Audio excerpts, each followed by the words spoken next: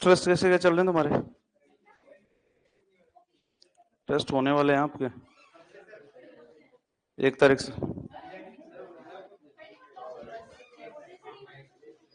1 तारीख से 1 तारीख से क्या?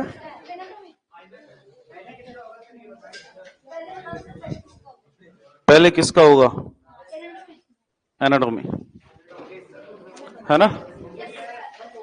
अब सुनो, देखो मेरी बात, टॉपिक वाइज कुछ नहीं होता, पूरा ही आएगा। एनाटॉमी तुम्हारी टॉपिक वाइज पढ़ाई हुई है क्या? पूरी पढ़ाई हो ना? अगर 95 से कम नंबर किसी का है, सुन लो रे, 100 क्वेश्चन आएंगे, 5 क्वेश्चन का मार्जिन दे रहा हूं तुम्हारे को।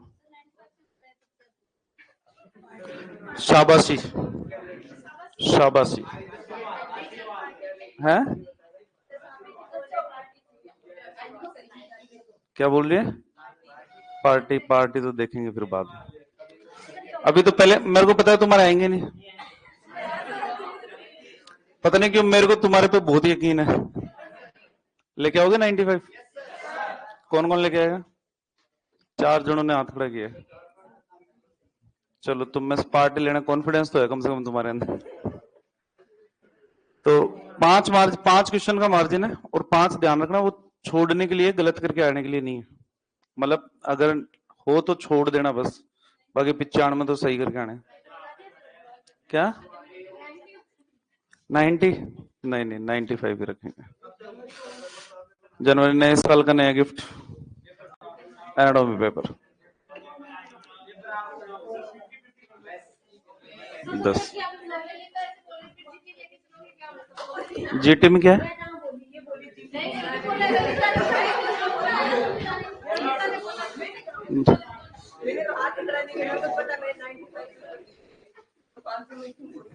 कितना कॉन्फिडेंस है तेरे ऊपर? क्या? तो कम ही लेके आएगी है? तेरे लिए 80 का है। चलो चलो, घोड़े के अंदर कास्टिंग और रिस्ट्रेनिंग की विधियां पढ़ रहे थे। एक आती है बुल नोज रिंग, लिखो रे लिखो, कोर्स भी करना है रे।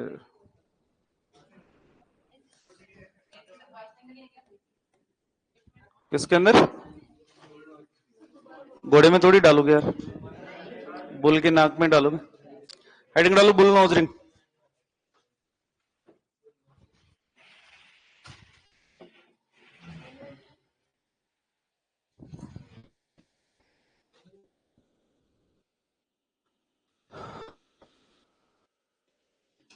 सर अबोमेजम का पीएच कितना होता है? 1 से 2।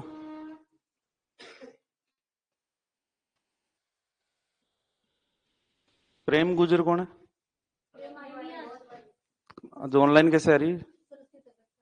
अच्छा अच्छा, इनका अलग ही चलता है, लाइव वालों की अलग, इनकी पंचायती अलग चलती है। मतलब अभी क्लास शुरू हुए 3 मिनट 26 सेकंड हुए हैं, जिसके अंदर 50 तो कमेंट आ चुके हैं, और फिर ये लड़ते रहेंगे कि राजेंद्र जी से ट्रीटमेंट करवाऊं क्या तेरा।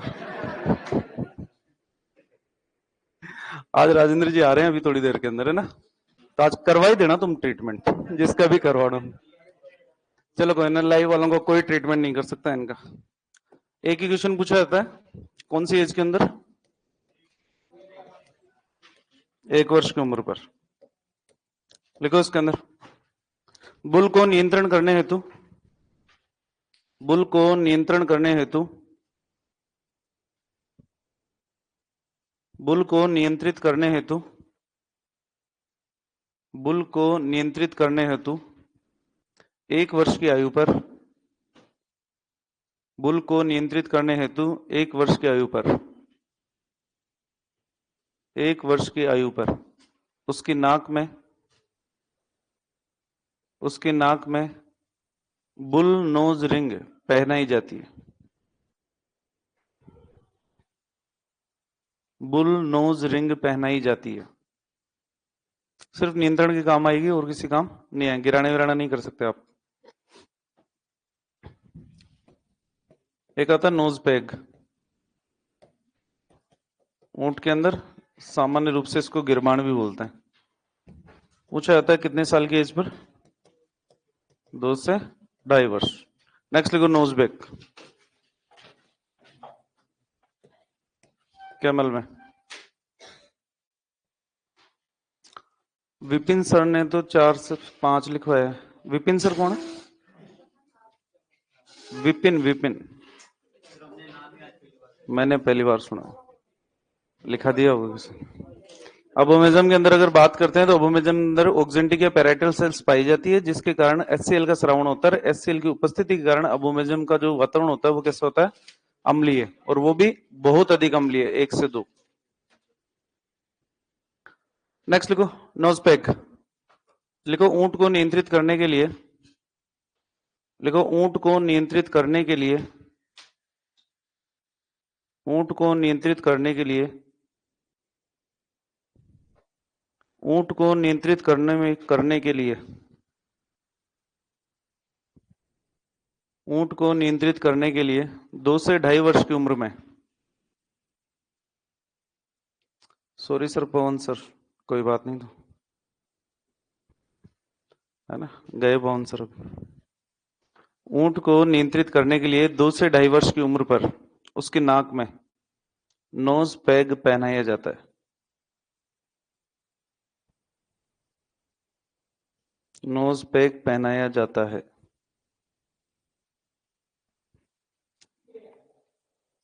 ऊंट को नियंत्रित करने के लिए 2 से 2.5 वर्ष की उम्र पर नोज पैग पहनाया जाता है।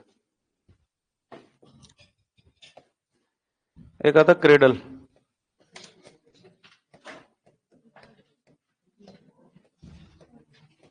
घोड़े में गर्दन को पीछे या इधर उधर घुमाने से रोकने के लिए,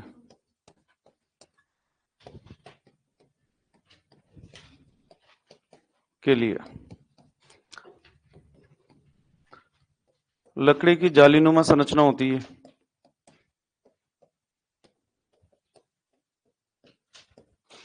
और पहनाई जाती है गर्दन के ऊपर। किसके ऊपर? गर्दन। तो घोड़े की गर्दन होगी, लकड़ी की बनी हुई है, छोटी छोटी लकड़ियां उनको आपस में बांध देते रस्सी से और गर्दन के अंदर पहना देते। तो घोड़ा गर्दन घुमाने की कोशिश करता है तो लकड़ियां घूमने नहीं देती, सिर्फ इसके लिए। किसके अंदर काम में लेंगे? घोड़े के अंदर। लिखो क्रेडल। क्रेडल।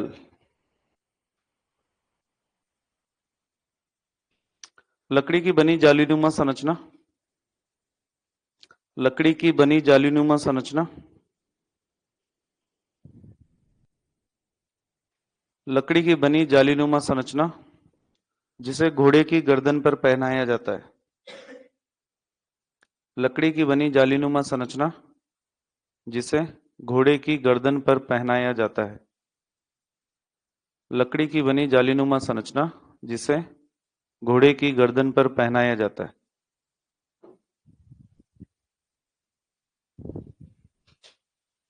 घोड़े की गर्दन पर पहनाया जाता है, जिससे घोड़ा गर्दन को पीछे अथवा दाएं बाएं नहीं घुमा पाता। जिससे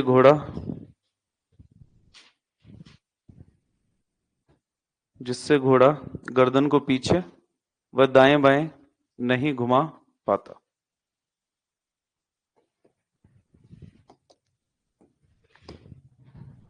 इसके अलावा था हाल्टर।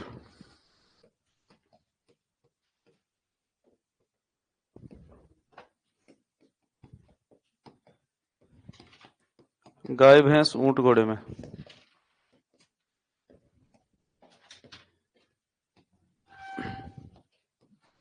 चेहरे पर लगाया जाता है।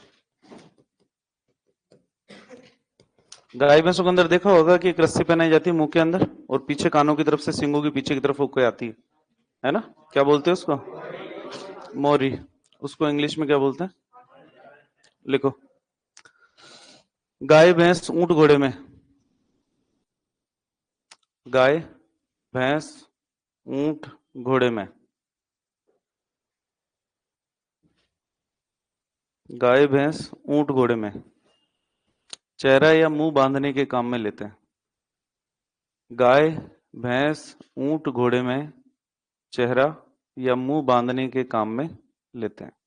न्याणा क्या होता है? न्याणा रस्सी आगे वाले पैरों में, पीछे वाले पैरों में। हम्म।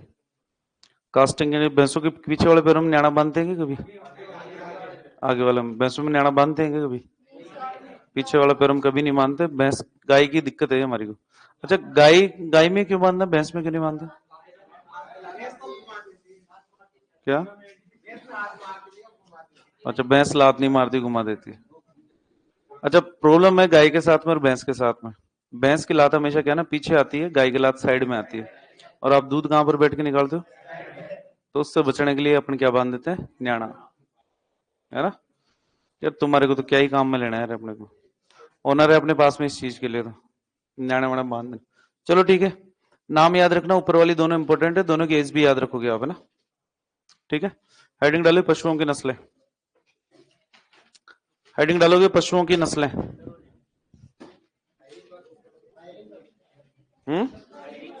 फायरिंग। हेडिंग डालो फायरिंग।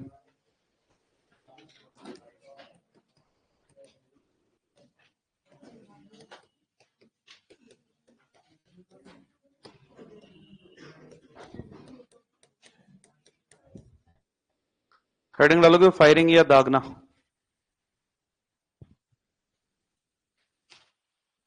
फायरिंग या दागना।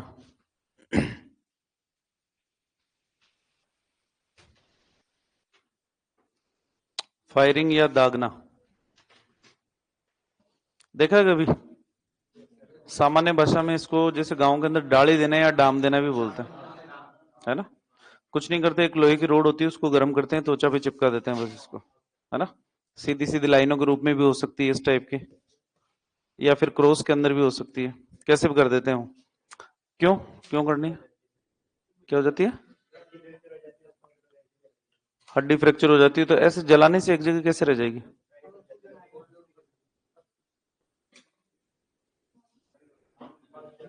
चलो कोई भी बोलना चाहे, बोल तू बोल। एब्सेस के केस के अंदर, एब्सेस में कर मत देना, सूजन वाली जगह पे। क्रोनिक और एक्यूट पेन में, क्रोनिक पेन को एक्यूट पेन में क्यों बदलना चाहते हो सर? देखो, कोई भी लोहे की रोड हो, जैसे मान लो कई बार ऐसा होता है ना, कोई गर्म चीज हमारी टच हो जाती है, जैसे रोटी बनाते टाइम पे तवा अगर टच हो जाता है तो उस कंडीशन के अंदर हाथ जल जाता है, सूजन वूजन आ जाती है। तो सूजन आने का फायदा क्या रहता है कि उस एरिया के अंदर ब्लड सर्कुलेशन बढ़ जाता है। क्या बढ़ जाता है? Blood circulation. ब्लड सर्कुलेशन बढ़ेगा तो उस केस के अंदर ब्लड के अंदर जो कोशिकाएं वो भी ज्यादा आएगी, है ना। फेगोसाइटिस उसका कार्य करने वाली रक्त में दो कोशिकाओं का नाम बताओ। फेगोसाइट्स का काम करने वाली दो कोशिकाओं, न्यूट्रोफिल्स और इयोसिनोफिल्स। लठ लेके आऊं क्या? बेसोफिल्स। लठ लेके आऊं क्या? मोनोसाइट। कौन सी है? मोनोसाइट। क्या? छोड़ दे, चल वो सुन लिया मैंने, ठीक है ना। ठीक है, चलो, है ना। अब सुन लो, तो किसी भी एरिया के अंदर अगर इन्फ्लामेशन या सूजन आएगी तो उस कंडीशन के अंदर उस एरिया के अंदर ब्लड सर्कुलेशन की मात्रा बढ़ जाएगी। ठीक है। हम काम में वहां पर लेते हैं जहां पर पहले से कोई सूजन आ रखी होती है, या फिर एक्यूट ट्यूमर वगैरह होते हैं, उनके अंदर हमारे को पता लगाना होता है। जनरली हम काम में ले रहे हैं सूजन के अंदर ही, स्पेशली मेस्टाइटिस के केस के अंदर। जो सर बता रहे थे कि फ्रैक्चर वाली कंडीशन के अंदर भी कई बार हम फायरिंग का काम में लेते हैं, तो उसका रीजन ये रहता है कि जैसे ह्यूमरस के अंदर फीमर हो गया, फ्रैक्चर हो गया, तो जानवरों के अंदर ह्यूमरस ऊपर की तरफ पाई जा रही है जहां पर आप प्लास्टर बांध नहीं सकते, तो उस कंडीशन के अंदर हमारे पास में कोई सोल्यूशन बचता नहीं। तो हम क्या करते हैं, बैठे हुए पशु की जहां पर ह्यूमरस रहती है उनकी मसल्स के ऊपर फायरिंग करते हैं, जिसकी वजह से मसल्स में सूजन आ जाती है। सूजन आती है तो मसल्स का आकार बढ़ता है, जिसकी वजह से ह्यूमरस पे प्रेशर बढ़ जाता है, जिसकी वजह से वो टेम्परेरी इमोबिलाइज हो जाती है। और आपको पता ही है कि फ्रैक्चर के ट्रीटमेंट के अंदर दो ही चीजें करनी है हमारे को, रिडक्शन और रिटेंशन। तो वो रिटेंशन का काम करेगी यहाँ पर फायरिंग के द्वारा। जनरली जिस फायरिंग की बात हम यहाँ पर कर रहे हैं वो वाली फायरिंग नहीं है जो आप करना चाह रहे हो। स्पेशली फायरिंग की अगर बात करते हैं तो फायरिंग के लिए हम उपयोग करते हैं फायरिंग आयरन का। किसका उपयोग करते हैं?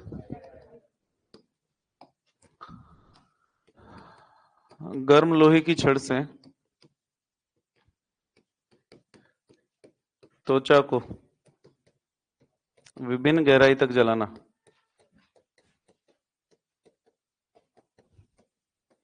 जलाना क्या कहलाता है? फायरिंग कहलाता है। फायरिंग की अगर बात करते हैं तो फायरिंग के लिए हम करते हैं फायरिंग आयरन का उपयोग। किसका उपयोग करते हैं? फायरिंग आयरन का उपयोग करते हैं। फायरिंग के अंदर दर्द होगा, इसके लिए हम क्या काम में लेंगे? Local anaesthesia. जानवर कुछ कह नहीं रहा तो इसका मतलब ये नहीं कि तुम कुछ भी करो। तो जिस भी जगह पे फायरिंग करनी है वहां पर पहले क्या लगाना पड़ेगा? Local anaesthesia. और जो फायरिंग आयरन है आपकी, उसको हल्का लाल रंग होने तक गर्म करते हैं। होने तक गर्म करते हैं। करना कुछ नहीं है हमारे को। एक लोहे की छड़ रहेगी, इसके आगे की तरफ एक यहां पर लकड़ी का पकड़ने का हैंडल। ठीक है, आपने इसको आग के ऊपर रख दिया। आग के ऊपर रख दिया तो हल्का लाल गर्म हुआ, और उसके बाद में हमारे को फायरिंग करनी है। अब फायरिंग के अंदर ये जो फायरिंग आयरन का आगे वाला सिरा है, ये किस प्रकार का है? इसके आधार पर फायरिंग तीन प्रकार की होती है। कितने प्रकार की? तीन प्रकार की। तीन प्रकार की अगर बात करते हैं तो सबसे पहले आती है हमारे पास में superficial line firing. Superficial line firing. अगर फायरिंग आयरन का सिरा मोटा है, ब्लंट या भोंटा है, साथ ही साथ कॉन्वेक्स, जिसको हम बोलते हैं उत्तल शायद। सही है क्या? देख लेना तुम। सही है, ठीक है। तो इस टाइप का रहेगा सिरा। आगे से ये मोटा है ना? तो त्वचा के अंदर कट नहीं लगेगा, क्योंकि अगर शार्प होता तो त्वचा के अंदर कट लग जाता। तो उस कंडीशन के अंदर हम त्वचा के ऊपर लाइंस खींचते हैं। क्या खींचते हैं? त्वचा के ऊपर खींच रहे हैं, इसलिए कहा है सुपरफिशियल लाइन फायरिंग। ठीक है ना? इसके बाद में अगर मान लो ये फायरिंग आयरन का जो सिरा है ये इस टाइप का हो, ठीक है ना, नीचे की तरफ से नुकीला लट्टू के आकार का, तो उस कंडीशन के अंदर हम इस टाइप की डॉट डॉट लगा सकते हैं, लाइन नहीं खींचेंगे उसके अंदर, है ना? इसको बोलते हैं हम बड या पेनिट्रेटिंग फायरिंग। कौन सी वाली? बड या पेनिट्रेटिंग फायरिंग। तीसरी कंडीशन ये आती है कि जब फायरिंग आयरन का जो सिरा है वो ऐसा हो, निडल आती है ना अपनी, निडल जैसी, नुकीला और पतला, उस कंडीशन के अंदर ये त्वचा के अंदर तक जाकर मसल्स वगैरह को जलाएगा। इसको बोलते हैं निडल पॉइंट फायरिंग। क्या बोलते हैं? Needle point firing. अब क्वेश्चन पूछे जाते हैं तो वो पहले की बात किस किस के अंदर काम में लेते हैं? जनरली घोड़ों के अंदर जब लेमनेस हो जाती है, रिंग बोन साइनोवाइटिस हो जाता है, ओस्टाइटिस हो जाता है, उस कंडीशन के अंदर फायरिंग का उपयोग करते हैं। आगे लिख लेंगे वहां। क्वेश्चन पूछने के अंदर कि गर्म लोहे की छड़ से त्वचा को पूर्ण या अपूर्ण गहराई तक जलाना ही क्या कहलाता है? फायरिंग। फायरिंग करने के लिए किसका उपयोग करेंगे? कब तक गर्म करेंगे? हल्का लाल रंग होने तक गर्म करेंगे। फायरिंग आयरन के सिरे के आधार पर फायरिंग तीन प्रकार की होती है। सबसे पहले superficial line firing. Superficial line firing के अंदर जो फायरिंग आयरन का सिरा होगा मोटा, ब्लंट और उत्तल, कॉन्वेक्स होगा, जिससे त्वचा पर लाइंस खींची जाएगी। दो लाइन के बीच की दूरी की अगर बात करते हैं तो 1/2 से 3/4 इंच की दूरी होगी। जलाने के आधार पर ये first degree, second degree, third degree, तीन प्रकार की होगी कि जलने के दौरान त्वचा का रंग कैसा हो रहा है, इसके आधार पर आगे बात करेंगे। बढ़िया पेनिट्रेटिंग फायरिंग के अंदर फायरिंग आयरन का सिरा गोल लट्टू जैसा, पुराने टाइम पे लट्टू नहीं आते तो घुमाने वाले, तिकोना आता था, फिर रस्सी बांध के फेंकते थे उसको, उस टाइप का रहेगा इसके अंदर। और निडल पॉइंट फायरिंग के अंदर फायरिंग आयरन का सिरा निडल जैसा शार्प और लंबा, तो इसको गर्म करोगे तो त्वचा के अंदर तक जाएगा, मसल्स तक पहुंचेगी इसके अंदर, जबकि बाकी दोनों के अंदर सिर्फ स्किन तक ही रहेगा। इसको बोलेंगे निडल पॉइंट फायरिंग। दिक्कत यहां तक? लिखना शुरू करो।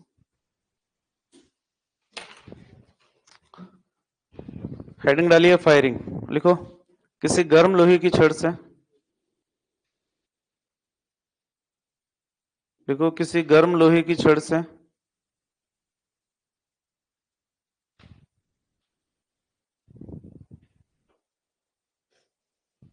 किसी गर्म लोहे की छड़ से त्वचा को त्वचा को त्वचा को विभिन्न गहराई तक जलाना। किसी गर्म लोहे की छड़ से त्वचा को विभिन्न गहराई तक जलाना।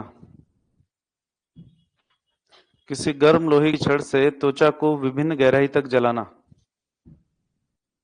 फायरिंग कहलाता है। फायरिंग कहलाता है। फायरिंग कहलाता है। ठीक है, नेक्स्ट लिखो। फायरिंग के लिए फायरिंग आयरन का उपयोग किया जाता है।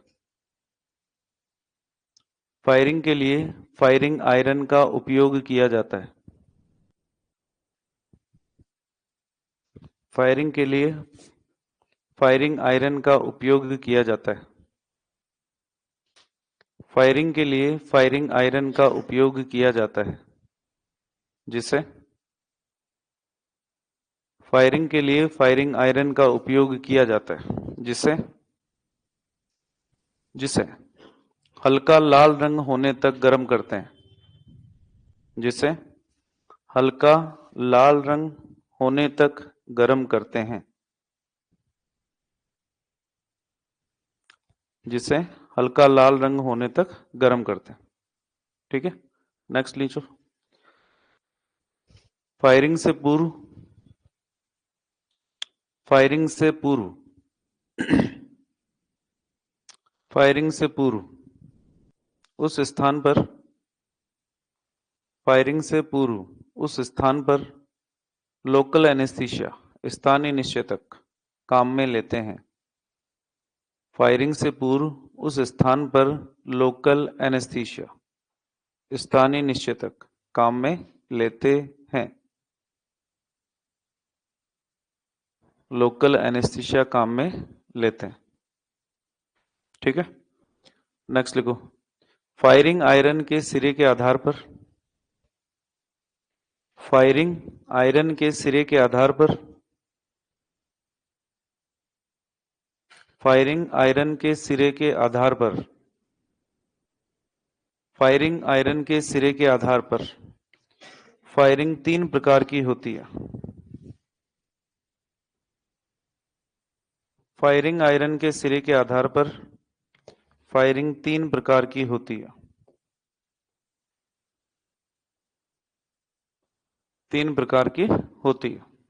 सबसे पहले सुपरफिशियल लाइन फायरिंग। देखो, superficial line firing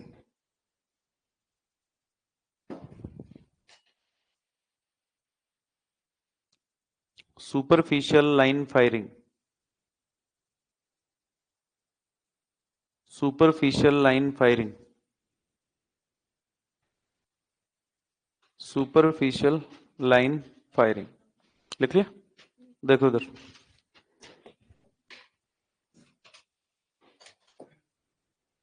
superficial line firing की अगर बात करते हैं तो फायरिंग आयरन का सिरा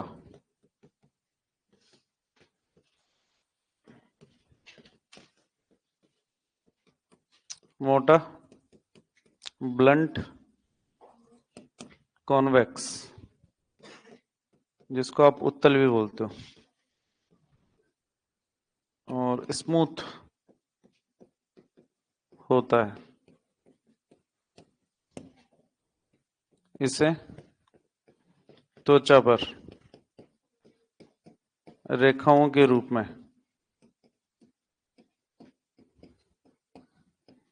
रगड़ते हैं। दो रेखाओं के बीच में दूरी की अगर बात करें, बीच में दूरी 1/2 से 3/4 इंच। कितने? 3/4 इंच। त्वचा के रंग के आधार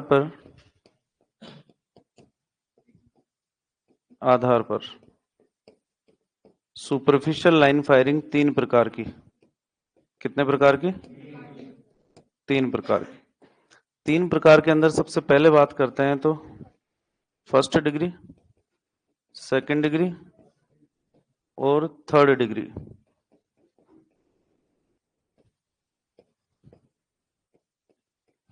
डिग्री फर्स्ट डिग्री की अगर बात करते हैं तो जो त्वचा होगी उसका रंग होगा पीले भूरे रंग की त्वचा।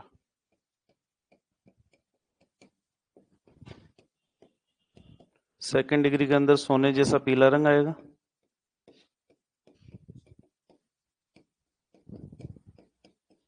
और तीसरे नंबर पे चारे या भूसे जैसा।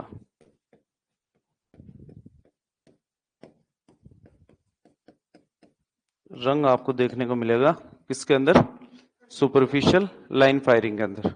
अच्छा, रक्त स्त्राव को रोकने के लिए क्या काम में लोगे? रक्त स्त्राव होगा नहीं क्योंकि फायरिंग आयरन क्या है? गर्म हमारी। तो ब्लड वेसल या कैपिलरीज वगैरह टूटेगी, उनको ये जला देगा, इसलिए ब्लीडिंग होगी ही नहीं। दर्द होगा तो दर्द के लिए हमने क्या काम में लिया? Local anaesthesia. क्लियर? एंटीसेप्टिक लगाओगे कि नहीं लगाओगे? है ना, घाव खुद बना रहे हो जानबूझ के, एंटीसेप्टिक नहीं लगाओगे। उतारो।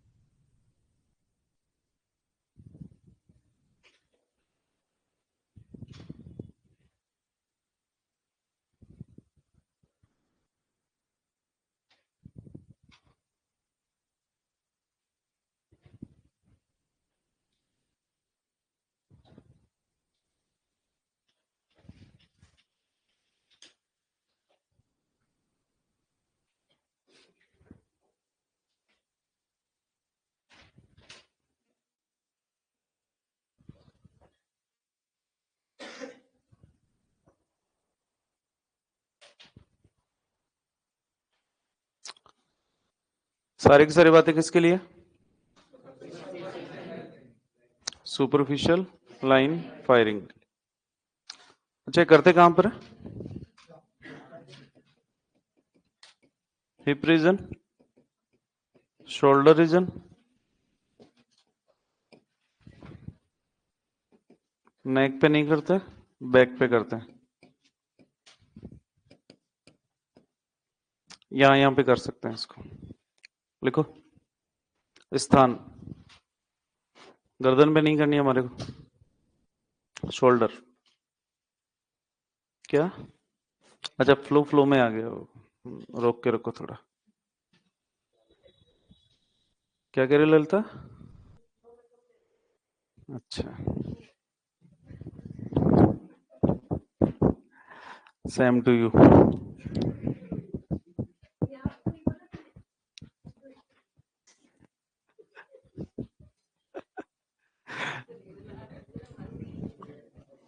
मैंने तेरे को बोला था, लेकिन लिख लिया। सेकंड नंबर पे कौन सी आती है? बढ़िया पेनिट्रेटिंग फायरिंग।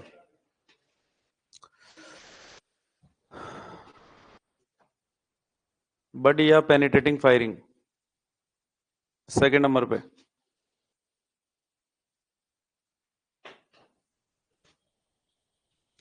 सेकंड नंबर पे लिखेंगे बढ़िया पेनिट्रेटिंग फायरिंग।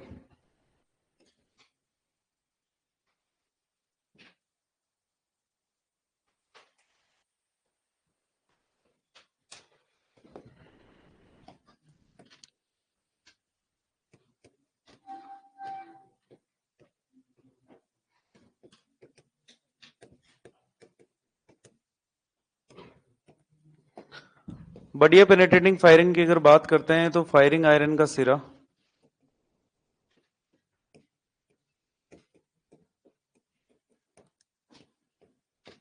लट्टू जैसा गोल, लेकिन नीचे से नुकीला।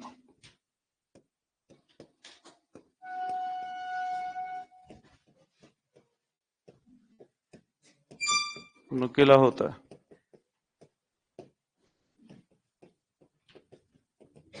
फायरिंग बिंदुओं के रूप में की जाती है।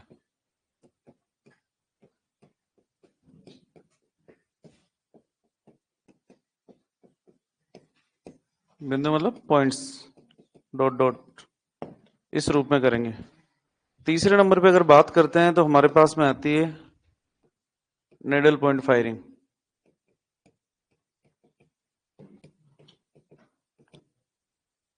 नेडल पॉइंट फायरिंग की अगर बात करते हैं तो इसके अंदर फायरिंग आयरन का सिरा,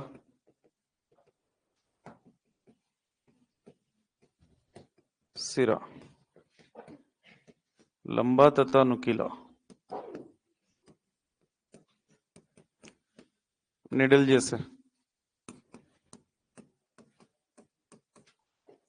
होता है, जिससे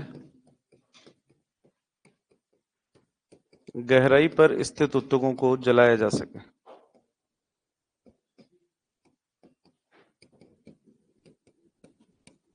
जलाया जा सके। तो निडल की तरह होगा तो अंदर तक जाएगा और अंदर पर जाकर जलाने का काम करेगा, फायरिंग का काम करेगा। निडल पॉइंट फायरिंग के एग्जाम्पल की अगर बात करते हैं तो एक नाम आता है स्पेविन और दूसरा नाम आता है रिंग बोन साइनोइटिस। रट लेना इसको। दोनों की दोनों कंडीशंस आती है हॉर्स के अंदर। किसके अंदर? तो घोड़े के अंदर स्पेविन और रिंग बोन साइनोवाइटिस के इलाज के लिए हम किसका उपयोग करते हैं? निडल पॉइंट फायरिंग का। ओवरऑल फायरिंग की अगर बात करते हैं तो ओवरऑल फायरिंग की एग्जांपल्स की अगर बात करें तो लेमनेस के अंदर काम में ले सकते हैं, इन्फ्लामेशन के अंदर, सूजन के अंदर। इसके अलावा ओस्टाइटिस, अस्थि में इन्फ्लामेशन इत्यादि के अंदर काम में लेते हैं। ये दो नाम जरूर याद रखोगे, स्पेविन और रिंगबोन साइनोवाइटिस। किसके अंदर? घोड़े जी के अंदर। ये दोनों याद रखने हैं हमारे को। लिखिए।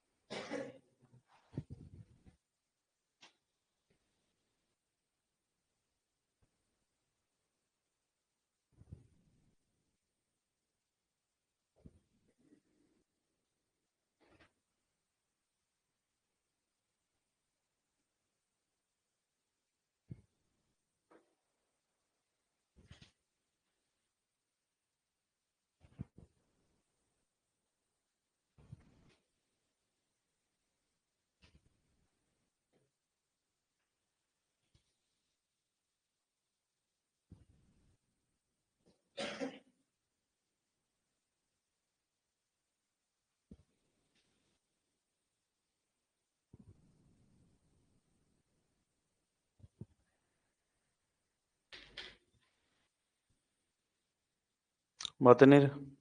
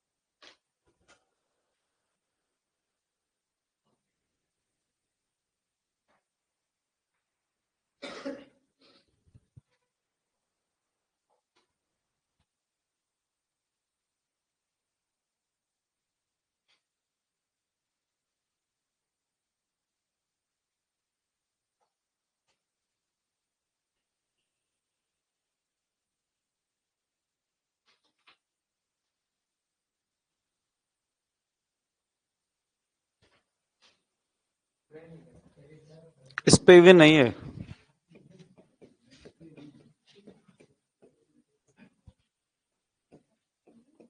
Arthritis, board tendon. मुझे नहीं लगता डिफाइन से ज्यादा कोई पूछेगा तुम्हारे से। क्या शिवालय कुछ भी पूछ सकता है। बोर्ड के 3 साल के पेपर देखना, आपको ऐसा लगेगा इतना सिंपल पेपर आता है क्या। फीलिंग इसलिए आती है क्योंकि वहां पर तुम्हारे को टेंशन नहीं है सोल्व करते टाइम पे, लेकिन जब वहां पर एग्जामिनेशन, क्योंकि यहाँ पर सिलेक्शन की टेंशन तो है नहीं अभी, लेकिन जब एग्जामिनेशन हॉल के अंदर यही पेपर देखते हो ना, और उस टाइम पे जो प्रेशर होता है, उस टाइम पे यही पेपर आपको इतना कठिन लगता है कि ये क्या है, क्यों है। हाँ, फिर तो याद होता है कि किडनी के 4 कक्ष कौन से थे, है ना। आगे था, चारों ही आंसर सही लगता है।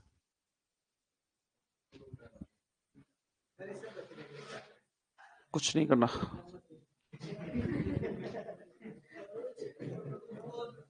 आपकी सबसे बड़ी कमी, आप पेपर्स को सीरियस नहीं लेते, नहीं लेते आप, याद ही नहीं होता, क्या करें। कितने सब्जेक्ट बच रहे हैं आपके अभी। तीनों चल रहे हैं ना, मतलब 7 सब्जेक्ट कंप्लीट हो गए। 7 सब्जेक्ट के 70 क्वेश्चन आएंगे कल। 7 सब्जेक्ट के 70 क्वेश्चन आएंगे कल। 7 के 3 तो ये मान लो कि चलो छोड़ भी दिए हमने, भाई हुए ही नहीं तो उसके अंदर तो क्या ही करोगे, है ना। 70 के में से कितने सही करके आते हो, ये आपका रिजल्ट रहेगा, तो देख लेना तुम करके तो पूरी।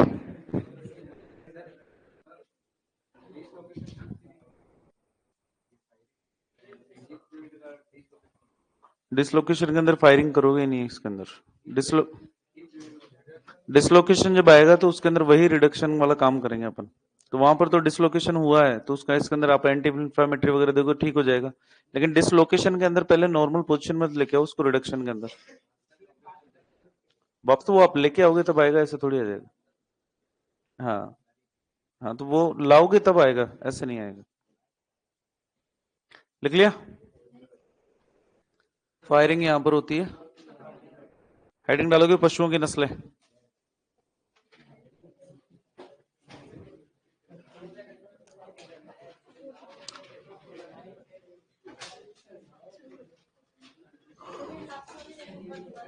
कौन से वाले? निडल पॉइंट फायरिंग तो सिर्फ स्पेन और रिंग बोन साइनोवाइटिस के अंदर है, बाकी सुपरफिशियल लाइन फायरिंग वो इनके अंदर काम में ले सकते हैं।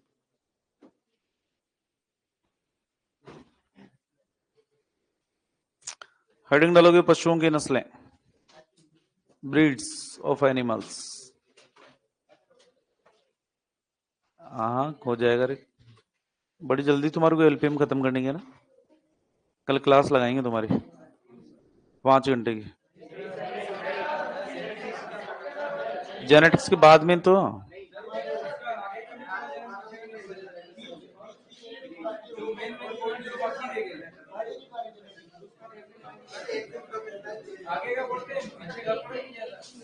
बस यही सुनना चाह रहा था इसीलिए मैंने बोल दिया, बस मजाक कर रहा था, नहीं ले रहा क्लास। चलो लिखो पशुओं की नस्लें, लिख लिया सबने? करवा देंगे ना, आराम से करवाएंगे, टेंशन ना लो, है ना। अच्छा जितने भी सब्जेक्ट किए अपन ने, 5 सब्जेक्ट तो शायद मैंने करवाए, छठा चल रहा है अपना ये, है ना, जो मैंने करवाया। लगा ऐसा कि घास काटी मैंने तुम्हारे साथ में? कब? मेडिसिन में। देखो सुनो सुनो सुनो सुनो, इसकी भी बात मैं कहता हूँ, इसकी भी बात। 3-3 घंटे क्लास होती है तब मेरे को ऐसा लगता है मैं झिल जाता हूँ खुद, तो बस वो फ्रस्ट्रेशन रहता है कि जो करा करूँ ये फ्री करो बस। 2 घंटे तक क्लास मेरे को अच्छी लगती है कि हाँ 2 घंटे होनी चाहिए बस, इससे ज्यादा नहीं। कैसे नहीं हुई, कैसे हुई है?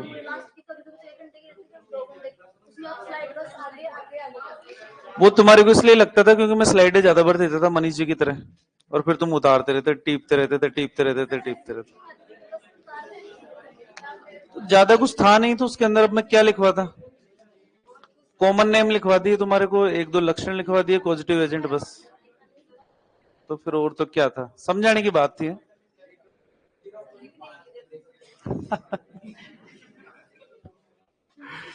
चलो हेडिंग डालो पशुओं की नस्लें।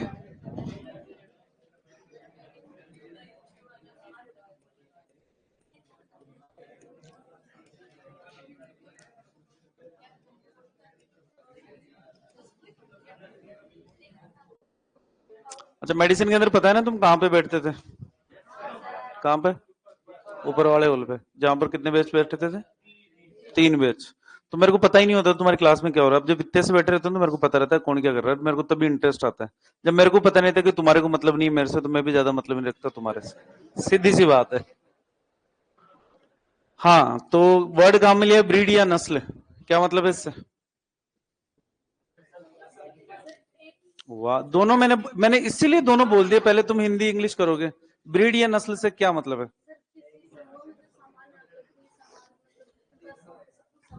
सब कुछ से क्या मतलब है आपका? जुड़वा हूं मतलब? फिर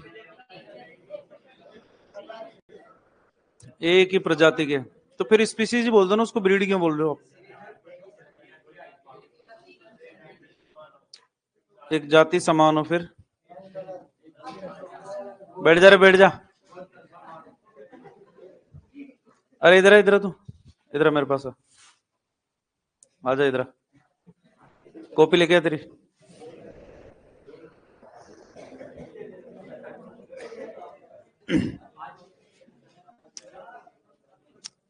जल्दी है जल्दी है, यहाँ पर बैठ। फर्स्ट नंबर वाले बैग हटा तेरा, आगे आगे बैठ यहाँ पे। अब बता ब्रीड क्या होती है?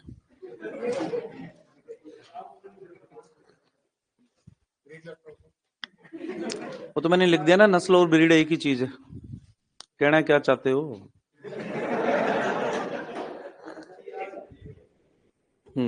बोल जरा, तुक्का मारना है तेरे को, कुछ भी बोलना है बोल के बताएगा, एक लाइन बोल दे कोई सी भी। एक विशेष पशु की जाति, उसमें अलग अलग कुछ भी कैसे लगा लो, कुछ भी लगा लो मतलब ऐसे।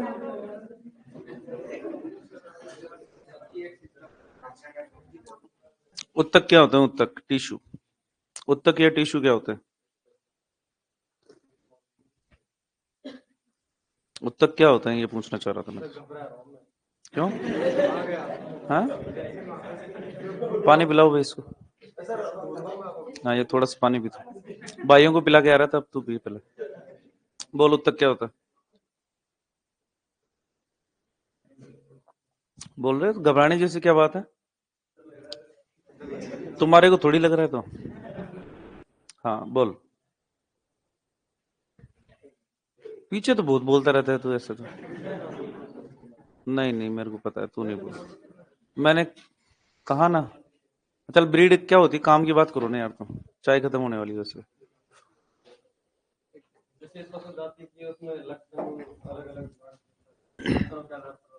लक्षणों के आधार पर जिनके लक्षण सेम हो।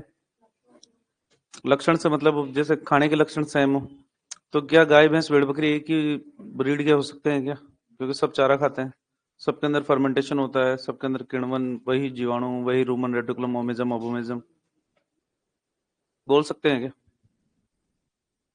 बाहरी लक्षण में बकरी के अंदर और गाय में सेम ही है मेरे ख्याल से। पहले तो ये बता उत्तक क्या होता है? ब्रीड तो बाद में पूछूंगा मैं तेरे से। कल की डेट के अंदर सबको एनाटॉमी याद होनी चाहिए, पूरी एनाटॉमी। ध्यान रखना। 2 दिन नहीं, 1 दिन का। 2 दिन का हो गया ना, कल वैसे तुम्हारी क्लास मेरी तो है नहीं, तो सोमवार को याद करके आ जाना। क्या? संडे को तुम्हारी कम से कम मेरी क्लास तो नहीं है, अब जिसकी भी होगी वो तो होगी, तो तुम्हारी टेंशन है, मेरी टेंशन थोड़ी है, मैं याद करके आऊंगा क्या? हाँ बोल उत्तक, उत्तक जल्दी बोल। बताइए उत्तक क्या होती है इसको, बता। कोशिकाओं का समूह। तो हमारा पूरा शरीर ही कोशिकाओं का समूह है तो। एक समान कोशिकाओं का, समान से क्या मतलब है? कार्य में और संरचना में। ब्रीड को डिफाइन किया जाता है एक ही वंश के पशुओं का समूह, जो शारीरिक आकार, रंग रूप, लक्षण और उपयोगिता। वर्ड सुनना यहाँ पर जो जो काम में लिया। सामान्य रंग रूप, आकार, लक्षण, उपयोगिता। इससे पहले एक नाम लिखना है, एक ही वंश के पशुओं का समूह।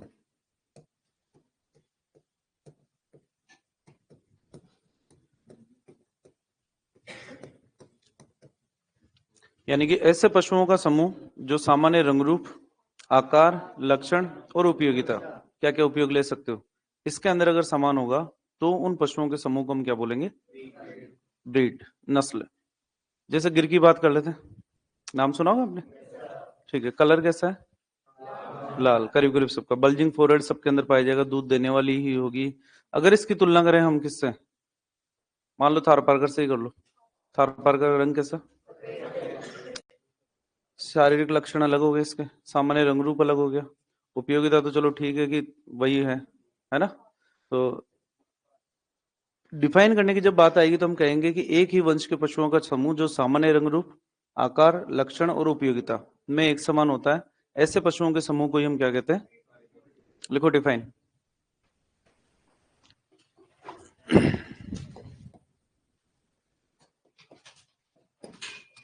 डिफाइन। एक ही वंश के पशुओं का ऐसा समूह, एक ही वंश के पशुओं का ऐसा समूह,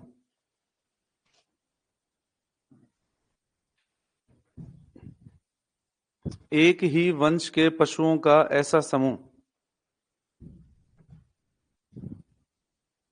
एक ही वंश के पशुओं का ऐसा समूह जो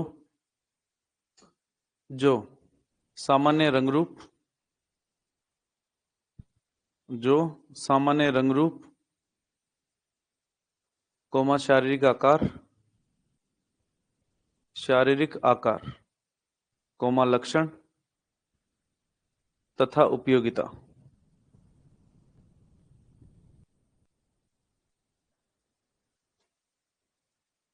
शारीरिक आकार, लक्षण तथा उपयोगिता में एक समान हो, में एक समान हो, में एक समान हो, नस्ल कहलाता है।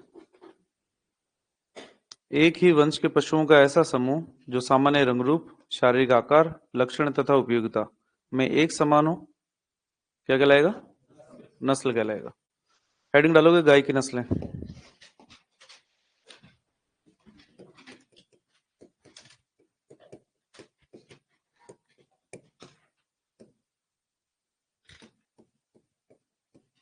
ब्रीड्स ऑफ कैटल, गाय की नस्लें। किसकी नस्लें? गाय की नस्ल। आ जाओ चलो, भूली बिसरी यादें। वैज्ञानिक नाम की अगर बात करते हैं, दो प्रकार की गाय थी हमारे पास में, भारतीय गाय, देसी या फिर जैबू कैटल। इसके अलावा विदेशी गाय। भारतीय गाय को क्या नाम दिया था? बोस इंडिकस। और इसको बोस टोरस। तो भारतीय गाय का वैज्ञानिक नाम क्या है? बोस इंडिकस। और विदेशी गाय का बोस टोरस। गुणसूत्रों की संख्या की अगर बात करें, कितने होंगे टोटल? मतलब 60। लो बे, नाराज मत हो तुम। अब ठीक है, दिक्कत यहां तक। शब्दावली की अगर बात करते हैं,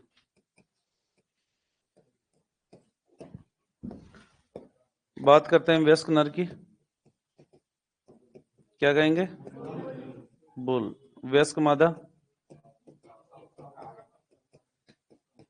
काऊ। नवजात, काफ। जवान नर, याद तो है ना आपको? बुल काफ। जवान मादा,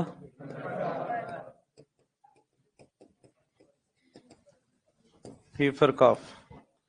आवास,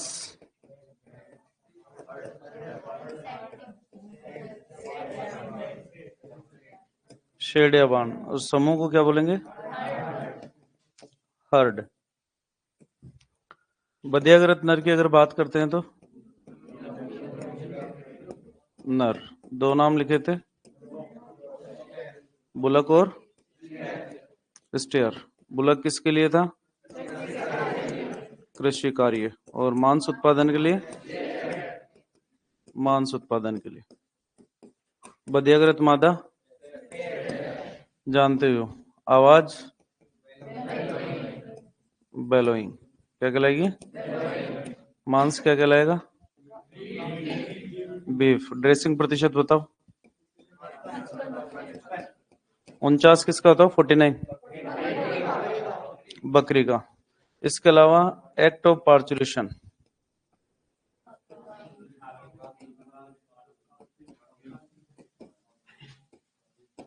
calving. Act of matting,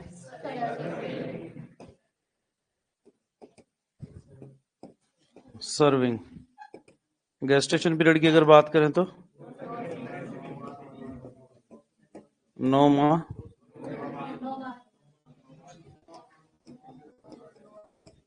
days के अंदर बात करें तो 200। जानते हुए सारी चीजें पहले से लिखी हुई हैं आपकी, ठीक है। अगर तुलना करें हम भारतीय गाय की विदेशी गाय की, और विदेशी गाय के अंदर आप HF जर्सी का नाम जानते हो? दोनों की अगर तुलना करते हैं तो दोनों में डिफरेंस क्या क्या है? हम पे यहां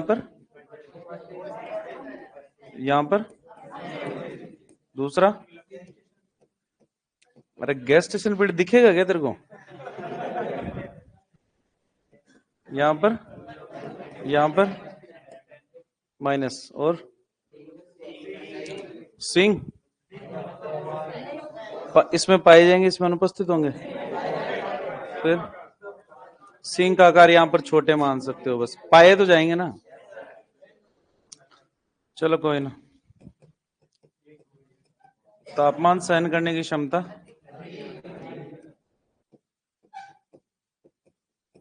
यहां पर अधिक होगी, इसके अंदर कम। अगर बात करते हैं इम्यून सिस्टम, रोग प्रतिरोधक क्षमता,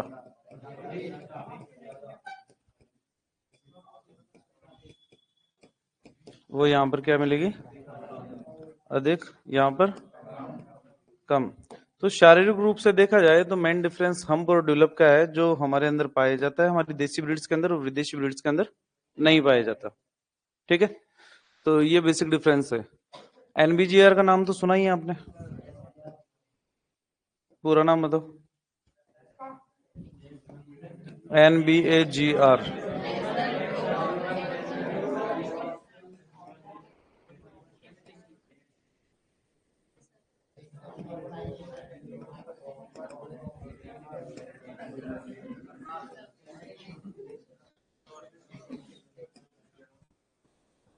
रिसोर्सेज कहां पर है?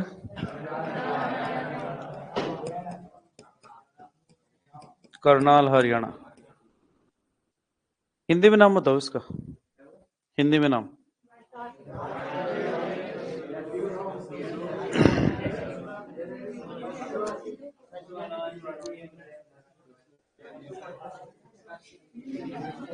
हिंदी नहीं आना, अरे अंग्रेजों।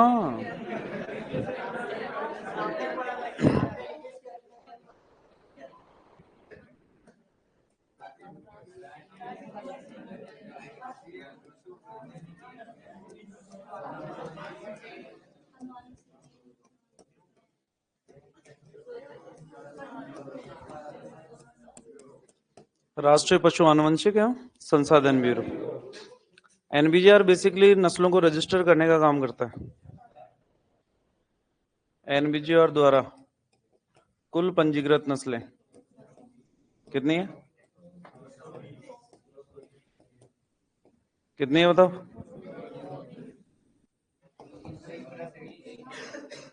219। सिंथेटिक ब्रीड है। सिंथेटिक ब्रीड को हम बोलते हैं फ्रिजवेल।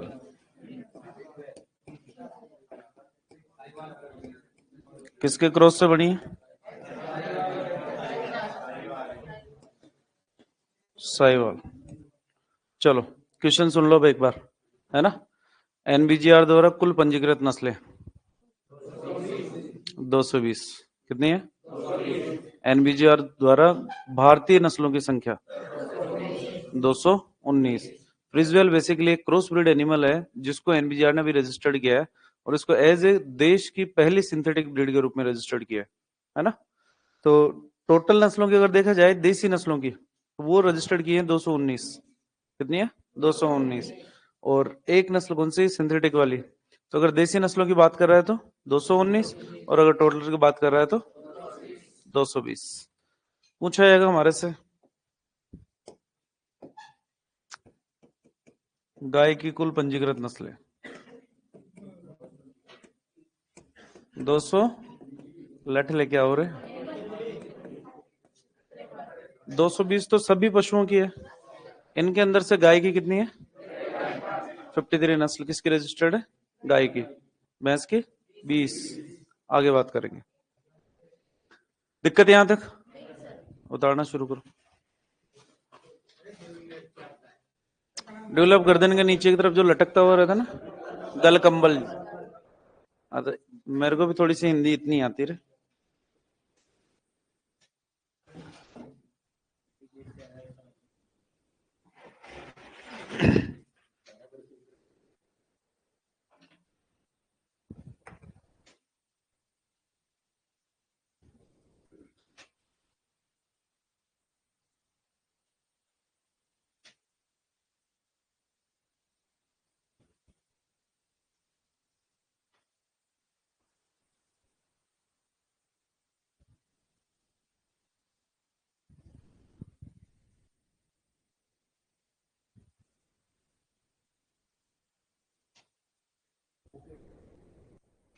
ये तो नहीं पता सर, लेकिन कहते हैं इसको जेबू बीटल। अंग्रेजों ने कह दिया इसलिए हमने मान लिया।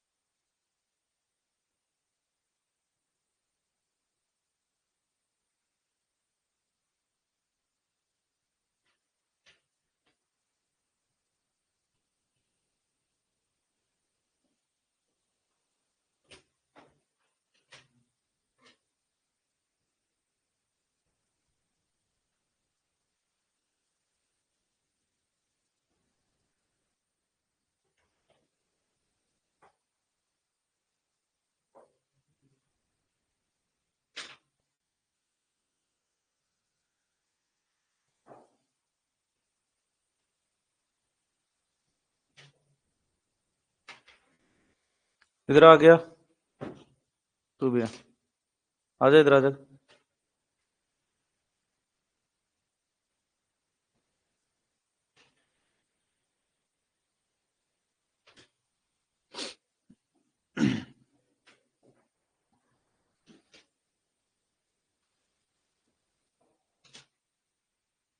सेकंड रो के अंदर इधर आ जा।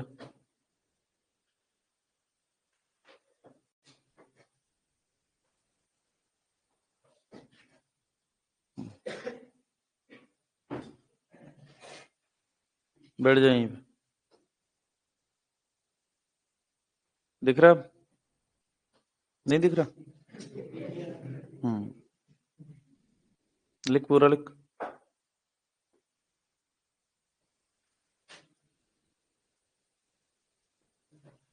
लिख लिया सबने?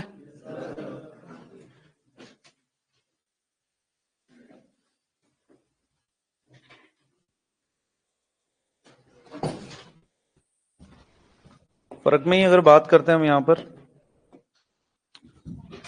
भारतीय नस्लों के अंदर जो बैक रहती है, कमर रहती है, वो होती है धनुषाकार। कौन से आकार की? और यहाँ पर रहेगी स्ट्रेट, यानी कि सीधी।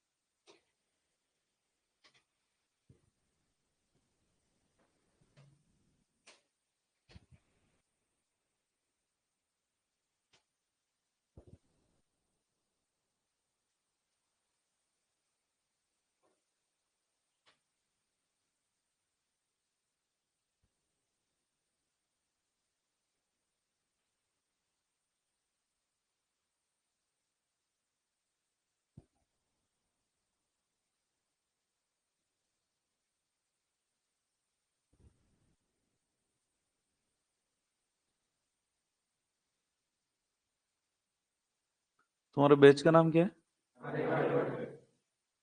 उड़ान कौन है? उड़ान उड़ गए हो तो है?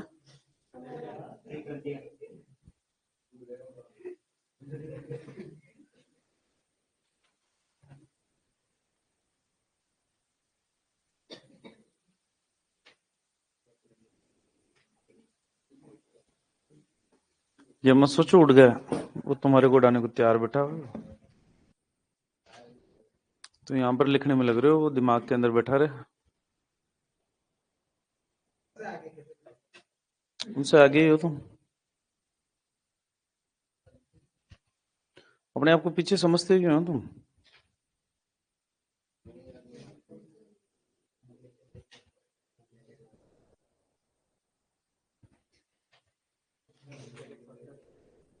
एक्सटेंशन के अंदर मूल्यांकन पढ़ा था अपन ने, सावधिक और समेकित मूल्यांकन। एक्सटेंशन पढ़ी थी ना अपन ने उस टाइम पे, कार्यक्रम योजना प्रक्रिया के चरणों के अंदर एक नाम लिखा था, एवोल्यूशन या मूल्यांकन। हमने कहा था दो प्रकार का होता है, एक तो सावधिक मूल्यांकन और एक समेकित मूल्यांकन। हमने कहा था कि किसी भी प्रोग्राम की सफलता को निर्धारित करने के लिए तो समेकित मूल्यांकन किया जाता है कि सफल हुआ है या नहीं हुआ, लेकिन आप सही दिशा में जा रहे हो या नहीं जा रहे हो, इसको डिसाइड करने के लिए किया जाता है सावधिक मूल्यांकन, यानी समय समय पर मूल्यांकन। तो अभी वाले पेपर्स ये आपके सावधिक मूल्यांकन वाले हैं, ये आपको बताते हैं कि आप सही दिशा में जा रहे हो या नहीं जा रहे हो। लेकिन बोर्ड वाला जो पेपर होगा वो आपका समेकित मूल्यांकन होगा, वो ये दिखाएगा कि आपने निहाल किया है या नहीं किया। तो तुम क्या सावधिक मूल्यांकन को सीरियसली नहीं ले रहे अभी भी? तुमने यही सोच रखा अभी भी कि पहले 10 सब्जेक्ट पूरे हो जाएं, हिस्ट्री ज्योग्राफी कल्चर पूरी हो जाए, इसके बाद के अंदर मैं याद करना शुरू करूंगा।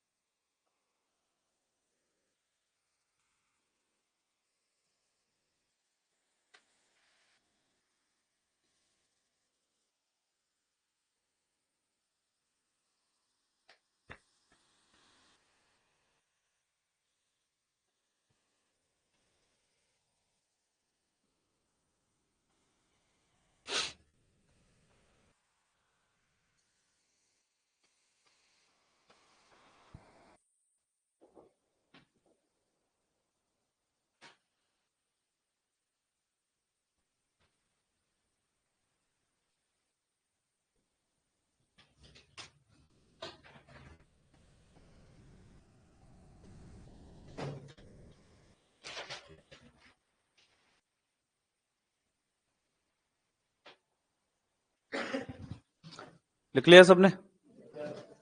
कुल पंजीकृत नस्लों की संख्या भी लिखोगे, सिंथेटिक ब्रीड भी लिखोगे, और गाय की पंजीकृत नस्लों की संख्या के बारे में भी लिखोगे।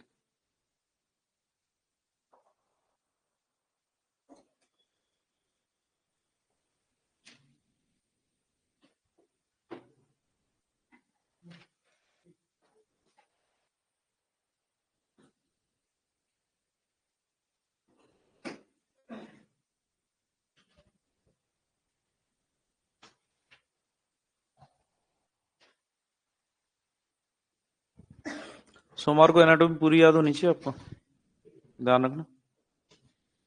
आपकी एनाटॉमी पूरी कराई हुई है ना? बाकी बाकी थोड़ी कुछ बस। तो अगर थोड़ी सी भी बाकी रह गई अगर आपकी, मैं क्लास से बाहर निकालूंगा। हाँ, जनन तंत्र पूछेंगे नहीं जब हमने करवाया नहीं तो। वो भी नहीं, मैंने जो लिखवा दिया वही पूछूंगा तुम्हारे से, ठीक है ना?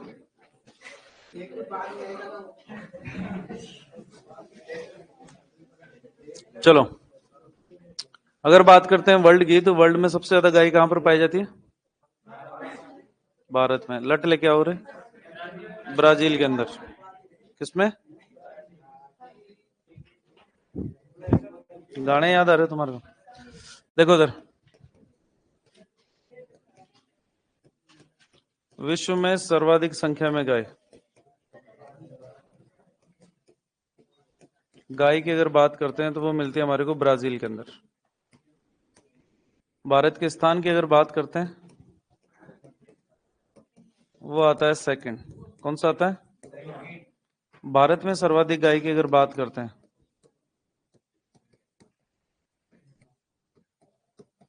वो कहां पर पाई जाती है? पश्चिम बंगाल के अंदर। कहां पर मिलेगी? राजस्थान के स्थान की अगर बात करते हैं तो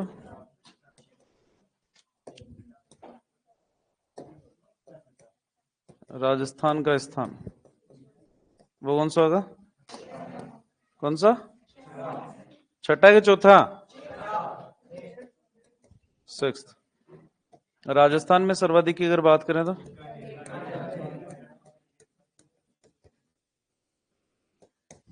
न्यूनतम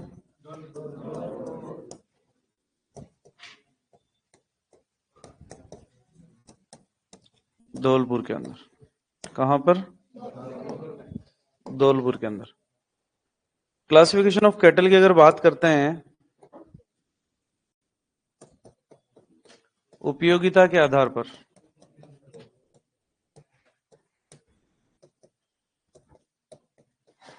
गायों का वर्गीकरण।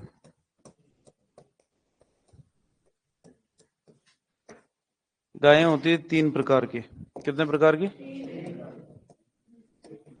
दुधारू नस्लें, द्विकाजी नस्लें, और भारवाहक। नाम से पता लग रहा है जो दूध उत्पादन करेगी वो, इनको बोलते हैं मिल्च ब्रीड। कौन सी ब्रीड? द्विकाजी नस्लों को ड्यूल पर्पस, दूध भी देगी और बोझा भी ढोएगी, इनको बोलते हैं ड्रॉट ब्रीड्स। कौन से बोलते हैं? ठीक है, सिंपल सा क्वेश्चन, सिंपल सा आंसर यहीं से है ना। नस्लों के नाम आपको थोड़े बहुत याद होंगे। क्वेश्चन पूछा था कि भारत की सर्वश्रेष्ठ दुधारू नस्ल कौन सी है? साहिवाल। सबसे अच्छी द्विकाजी नस्ल? हरियाणा। कौन सी है? हरियाणवी। और सर्वश्रेष्ठ भारवाहक नस्ल? अमृत महल। कौन सी है? अमृत महल। राजस्थान में कौन सी है? नागौरी। ठीक है ना? लिखना शुरू करो पहले।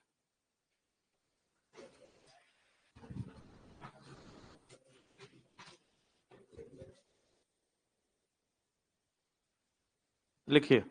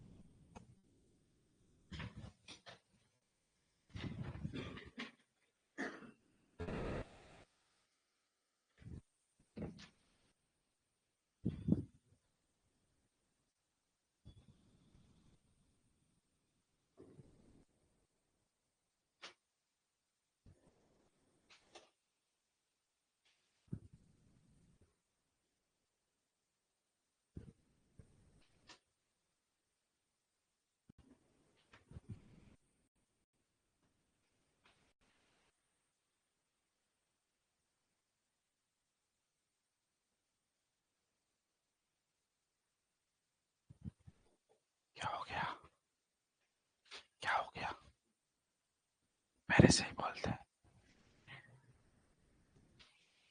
नहीं नहीं, बोलते बोलते तो ऐसी बात करते क्योंकि तुम बोल नहीं सकते। हेडिंग डालोगे दुधारू नस्लें, लिखो आराम से लिखो।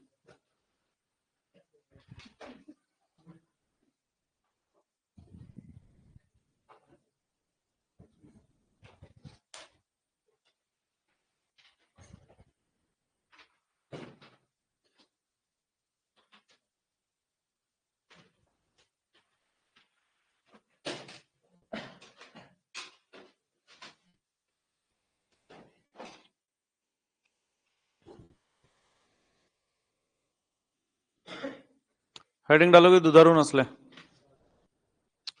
दुधारू नस्लों की अगर बात करते हैं तो दूध देती हैं, यानी कि मेन काम हम किस रूप में लेते हैं, दूध निकालने के लिए। अगर बात करते हैं ड्यूल पर्पस की, तो दूध देने का काम भी करेगी और भारवाहक के रूप में, यानी कि इनका मिल्क प्रोडक्शन तो कम रहेगा मिल्क ब्रीड के मुकाबले, लेकिन एज ए ड्रोट पर्पस हम इनको काम में ले सकते हैं। और भारवाहक नस्लों की अगर बात करते हैं तो दूध लठ लेके, और गाय है तो दूध तो देगी ना, बहुत कम देगी, है ना। तो वह ड्रोट पर्पस ब्रीड दूध ही नहीं देती। होशियारों। अच्छा, नॉर्मली हमने ये माना है, जनरली जो कैटेगराइज किया गया है वो मिल्क प्रोडक्शन के आधार पर किया गया है, कि जिन ब्रीड्स का मिल्क प्रोडक्शन 1500 लीटर प्रति लैक्टेशन से ऊपर होता है उनको हम मिल्क ब्रीड की कैटेगरी में मान के चलते हैं। जिनका 1000 से 1500 रहता है उनको ड्यूल पर्पस, और जिनका 1000 से कम है उनको डॉट पर्पस के अंदर माना है। ठीक है, हेडिंग डाली हमने मिल्क ब्रीड या दुधारू नस्लें।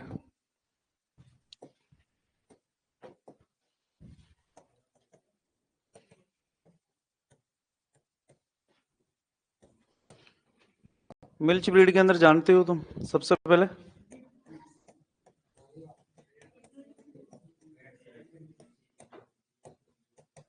साहिवाल, गिर, राठी, थार पारकर। अब देखो ये नस्लों के अंदर भी परिवर्तन आता है, कि अगर अगर आप परिचर होते, अगर आप सुपरवाइजर होते, तो ये थार पारकर ड्यूल पर्पज में चली जाती, लेकिन आप उनसे क्या हो, है ना, है ना, कितना अच्छा लगता है ना सुन के। बट डिप्लोमा कर दिया से तो बन ही गए ना।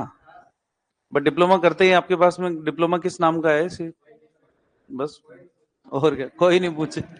तुम पहुंचवाना नहीं चाह रहे इसलिए नहीं पहुंच रहे हो। तो ये 5 ब्रीड से हमारी, जिनको हम कौन सी कैटेगरी के अंदर रखते हैं, मिल्क ब्रीड के अंदर। नाम लिखो।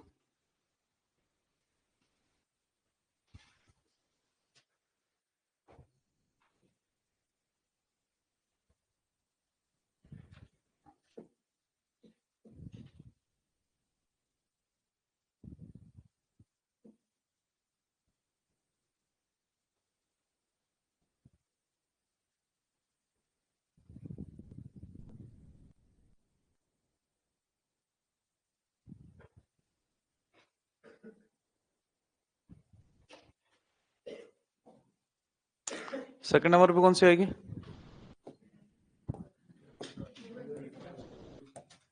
देखो ड्यूल पर्पस।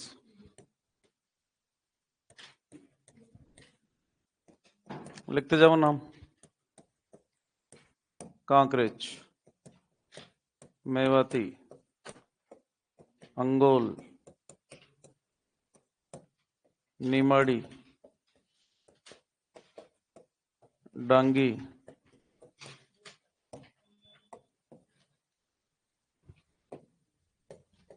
कृष्णा घाटी, देवनी,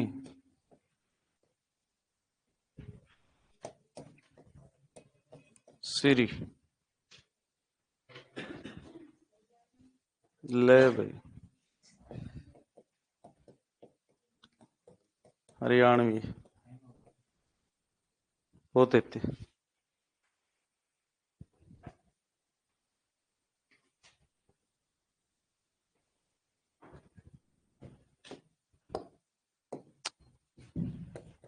मेंशन करोगे इनके अंदर सर्वश्रेष्ठ दुधारू नस्ल।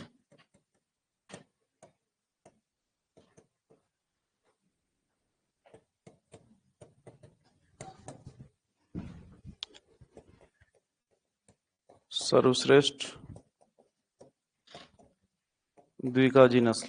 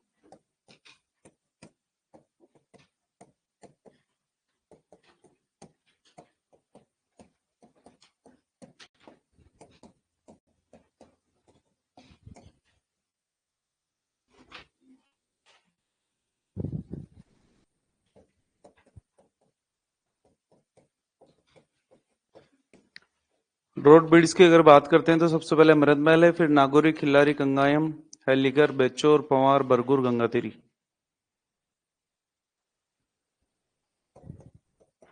मालवी।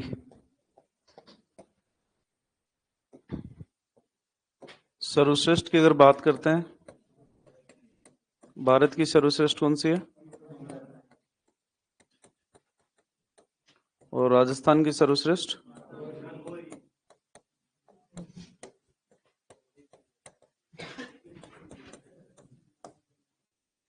नागौरी।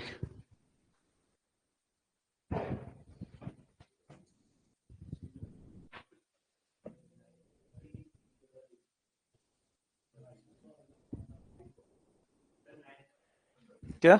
गंगातीरी। गंगातीरी।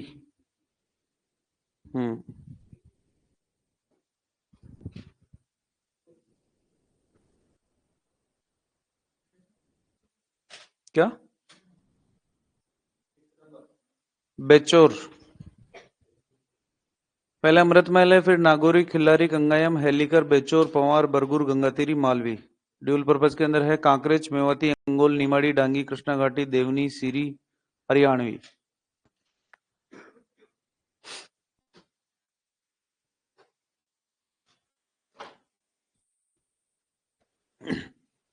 क्वेश्चन सिंपल तरीके से पूछा जाएगा। कोई भी 4 नस्लों के नाम दिए जाएंगे, पूछा जाएगा कौन सी दुधारू है, कौन सी द्विकाजी, कौन सी बारवा। तो नाम तो कम से कम सारे के सारे पता होने चाहिए हमारे को।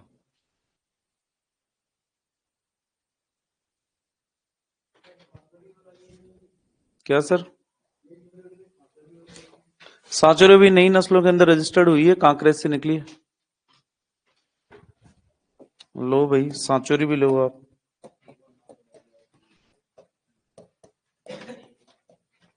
राजस्थान के अंदर अभी 4 नस्लें बढ़ी है, जिसमें गाय की एक नस्ल है सांचोरी। इसके अलावा बकरी की 3 नस्लें हैं, करौली, गुजरी और एक और नाम बताओ। करौली है, एक गुजरी है और एक सिरोही से निकली है सोजत। 3 नस्लें बकरी की राजस्थान के अंदर रजिस्टर्ड की गई। नई नस्लें हैं ये। मतलब पहले जो 212 नस्लें हुआ करती थी ना, तो अब 220 हो गई टोटल। तो 220 के अंदर से 4 नस्लें हैं वो राजस्थान के अंदर बढ़ी है। एक तो कांकरेज से अलग बनाई इन्होंने सांचोरी, और बकरी की 3 नस्लें करौली, सोजत और गुजरी। गुजरी लिख लिया? हेडिंग डालो, गाय की विदेशी नस्लें। गाय की विदेशी नस्लें।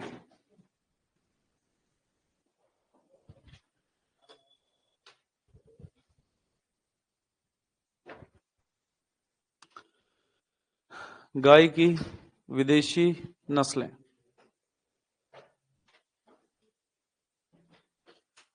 विदेशी से क्या मतलब है आपका? बाहर की, मतलब राजस्थान से बाहर की? आउट ऑफ कंट्री, पाकिस्तान से।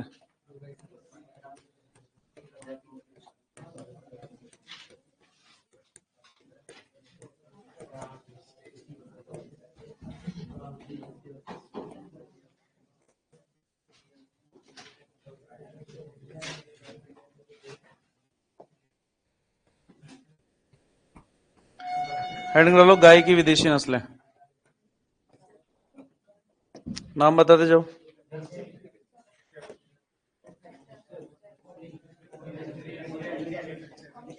एचएफ का पूरा नाम बताओ।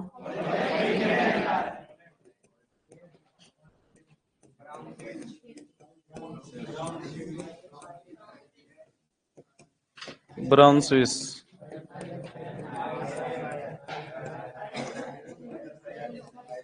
आयरशायर,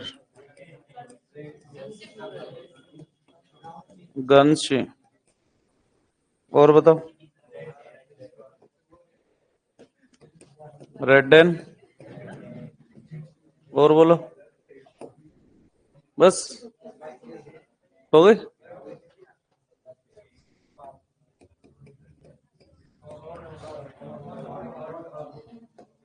मूल स्थान की अगर बात करते हैं तो शॉर्ट हॉर्न है इंग्लैंड की। रेडेन की अगर बात करते हैं तो गन्शी की, गन्शी द्वीप समूह। आयरशायर की स्कॉटलैंड। आयरशायर को most beautiful dairy breed of cattle कहा जाता है।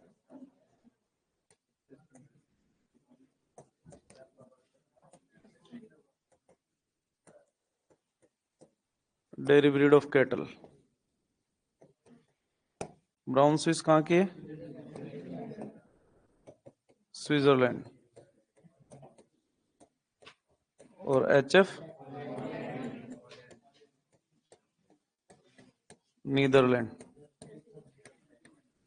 और जर्सी की अगर बात करें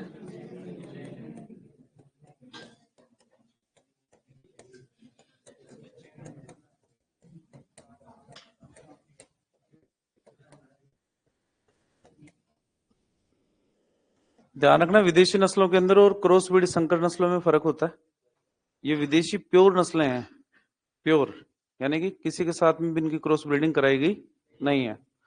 अभी रिसेंटली सूचना सहायक का पेपर हुआ था थोड़े दिनों पहले, उसके अंदर पूछा था कि भारत के अंदर देसी नस्लों से संकरण के लिए नीदरलैंड की कौन सी नस्ल का उपयोग किया जाता है सर्वाधिक? वो थी एचएफ। कौन सी थी? एचएफ। तो क्वेश्चन ऐसे घुमा के पूछ लेते। अब इंफॉर्मेशन असिस्टेंट वाले, सूचना सहायक वाले ने कहां से गायें पड़ी होगी बाप रे, लेकिन पूछ लिया तो पूछ लिया। हाँ तो नहीं आता था तो वो छोड़ के आ गए, तुक्के नहीं मार गया तुम्हारी तरह। चलो एक और बात सुनो। केरल के अंदर छोटे आकार की एक नस्ल पाई जाती है जिसको बोलते हैं वेचूर। मिनिएचर कैटल भी कहते हैं।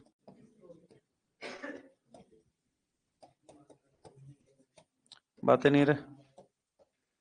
आंध्र प्रदेश की एक नस्ल थी पुंगनूर, जो मोदी जी अभी गायों के साथ में, छोटी छोटी गायों के साथ में घूम रहे थे ना, व्हाइट कलर वाली, उनका नाम है पुंगनूर।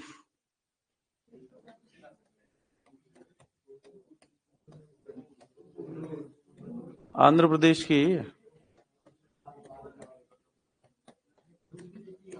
बिल्कुल देती है।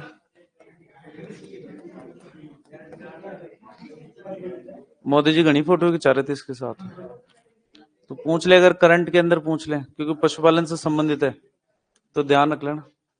अब रील वील बनाने के लिए तेरे जैसे लगा रखे हैं इन्होंने, मोदी जी ने ना, उनका काम ही यही रहता है रील बनाने का। उतारो।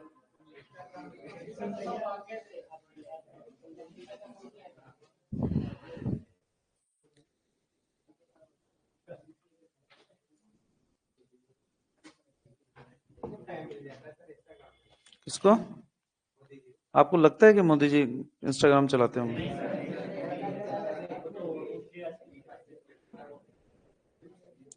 मोदी जी को अच्छी तरीके से पता है कि देश का 50% से ज्यादा यूथ इंस्टाग्राम चला रहा है।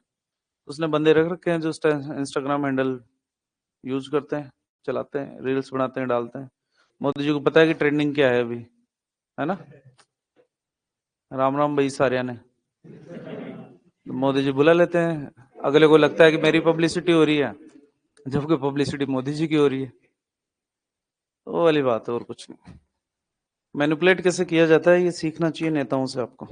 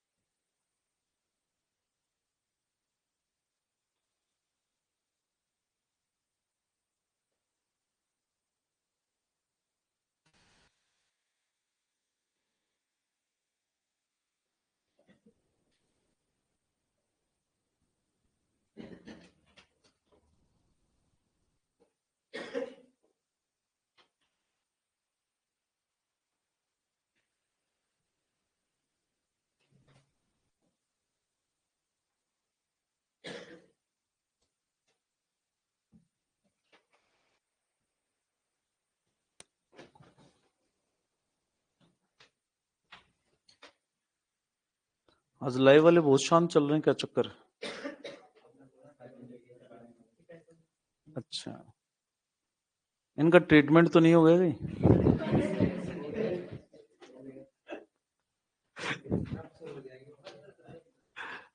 ना ना, अच्छे बच्चे हैं ये भी। हैं?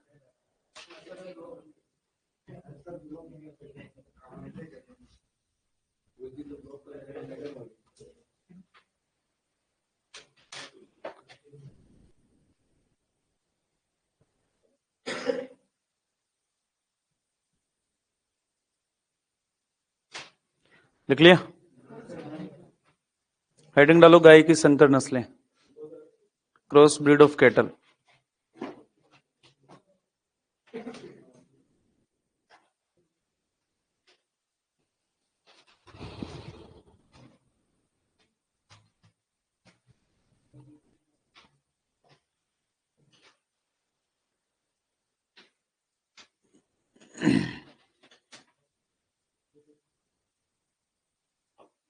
सर ये मोदी जी की गाय क्या है? पुंगनूर। मोदी जी भी गए थे आंध्र प्रदेश, तो उन गायों के साथ में फोटो वोटो खिंचवाई थी, छोटी छोटी, बकरी से थोड़ी सी बड़ी थी बस ये। नस्ल का नाम था पुंगनूर, आंध्र प्रदेश की। 2-2 लाख रुपए में बिकती है, छोटी सी गाय। हाँ, अब इतना तो खैर मेरे को भी नहीं पता।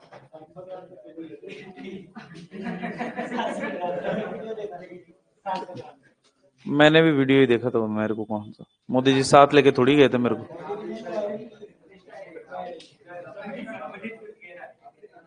क्या कह रहे हो?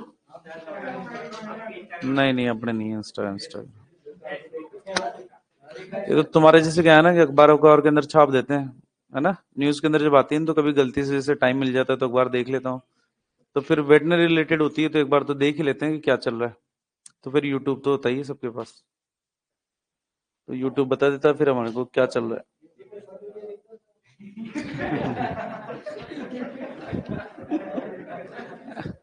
टाइम नहीं है इतना।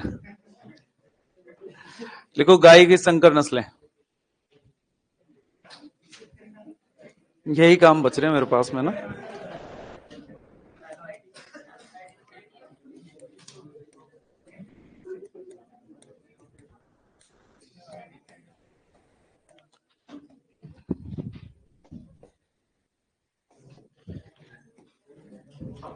गाय की संकर नस्लें, दो इंपॉर्टेंट नाम आते हैं, करण स्विस,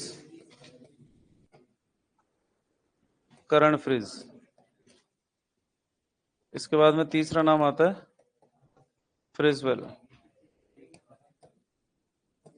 बताओ भाई, करण स्विस किससे? अच्छा, एचएफ करण स्विस में, और साहिवाल। करण फ्रिज,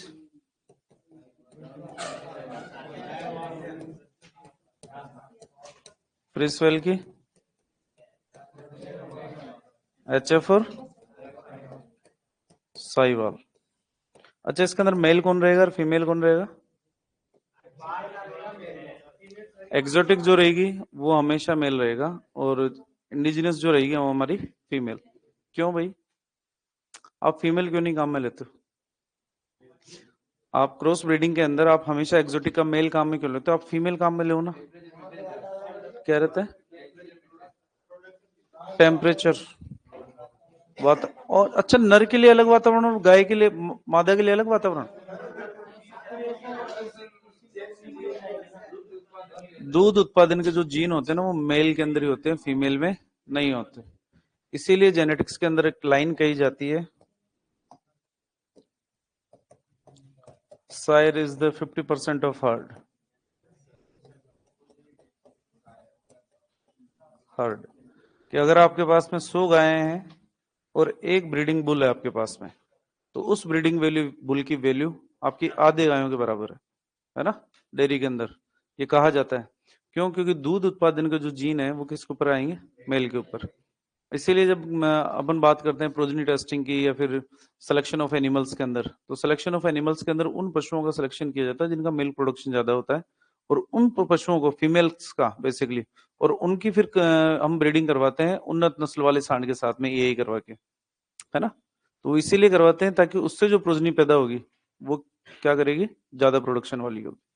बाकी ऐसा नहीं कि ज्यादा दूध देने वाली गाय के बच्चे भी ज्यादा दूध देगी ना, उस बच्चे का पिताजी कौन है उस पर डिपेंड करेगा कि ज्यादा दूध देगी या नहीं देगी। लिखिए,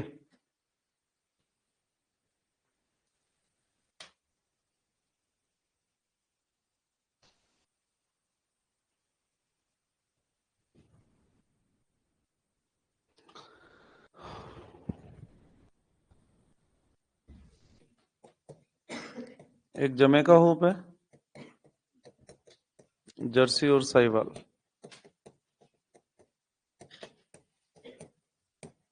एक सुनंदिनी है,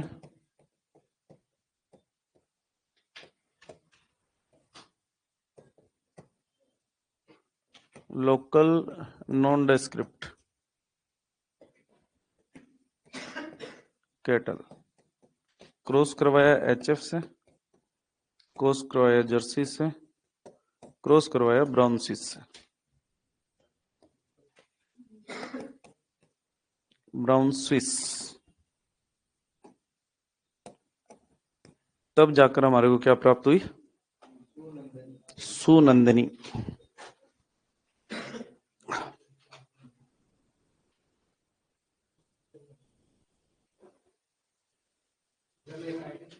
जमैका होप।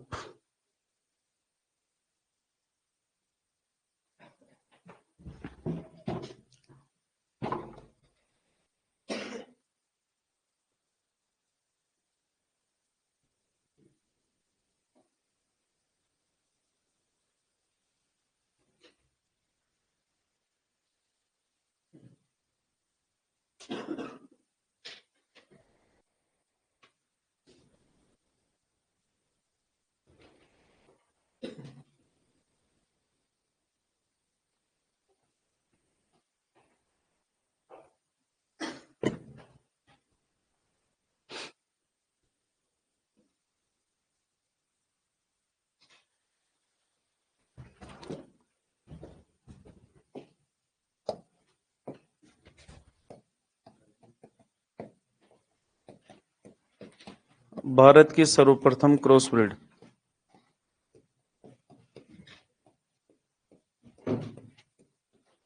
कैटल। कौन सी थी? टेलर। क्रॉस करवाया हमने शॉर्ट हॉर्न का।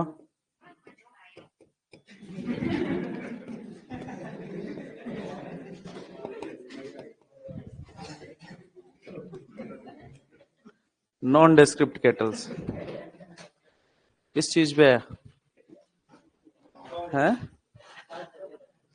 क्या हो गया?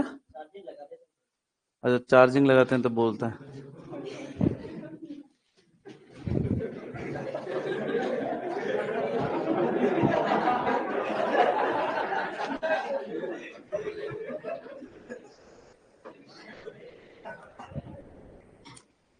इस बात पे मेरे को मनीष जी की कमी महसूस हुई। इसका जवाब मनीष जी देंगे फिर।